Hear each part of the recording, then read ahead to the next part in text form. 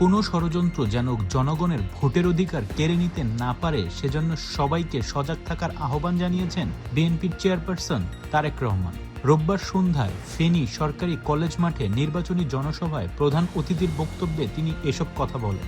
ভোটের দিন করণীয় নিয়েও নেতাকর্মী ও সমর্থকদের নির্দেশনা দেন তারেক রহমান। তিনি বলেন, ভোটের দিন তাহাজ্জুদের ওয়াক্তে উঠতে হবে, ভোট কেন্দ্রের সামনে জামাতে নামাজ আদায় করতে হবে, নিজের ভোট দিয়ে হিসাব বুঝে তবেই ঘরে ফিরতে হবে। তারেক রহমানের ভাষায়, কোনো ষড়যন্ত্র যেন আপনাদের অধিকার কেড়ে নিতে না পারে সে বিষয়ে সবাইকে সতর্ক থাকতে হবে।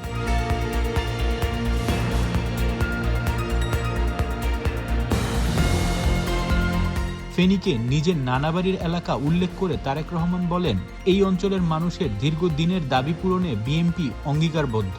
তিনি ঘোষণা দেন, বিএনপি সরকার গঠন করলে ফেনীতে একটি ইপিজেড স্থাপন করা হবে, যার মাধ্যমে স্থানীয় মানুষদের মধ্যে কর্মসংস্থানের সুযোগ তৈরি হবে।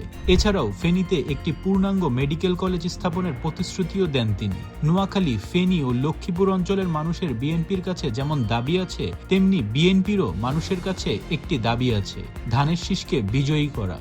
গত 15 বছর ধরে মানুষের ভোটের অধিকার দমিয়ে রাখা হয়েছিল বলে অভিযোগ করেন বিএনপির চেয়ারম্যান। তিনি বলেন, ছাত্র জনতার আন্দোলনে স্বৈরাচার পালিয়েছে, এখন দেশ ও মানুষের ভাগ্য পরিবর্তনের সুযোগ এসেছে, জনগণই ক্ষমতার উৎস।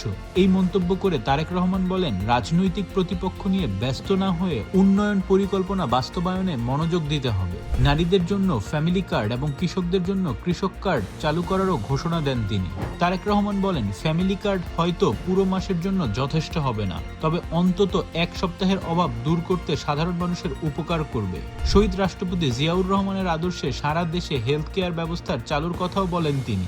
দুর্নীতির লাগাম টেনে ধরা এবং পাচার হওয়া অর্থ ফেরত আনতে হলে আগামী 12 ফেব্রুয়ারি ধানের শীষকে বিজয়ী করার আহ্বান জানান বিএনপির চেয়ারম্যান।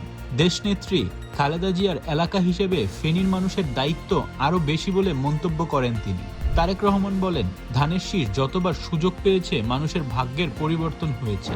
এবার সরকার গঠন করলে জিয়াউর রহমান ও খালেদা জিয়ার অসমাপ্ত উন্নয়ন কাজ পুনরায় শুরু করা হবে। আপনারা কি মনে করছেন নিচে কমেন্ট করে জানাবেন। ধন্যবাদ।